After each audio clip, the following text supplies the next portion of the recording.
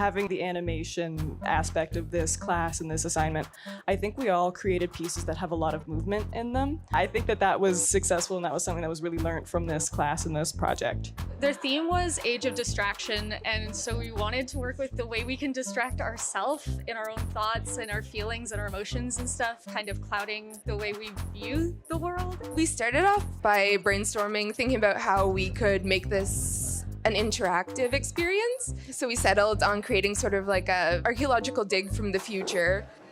When you're a ceramicist, you have to have a very specific mindset. It's hard sometimes to understand how animation can live in like a physical space. It's nice to understand how that could push your work forward. We felt like we worked really well together, and all three of us were animating, all three of us were building, all three of us were installing.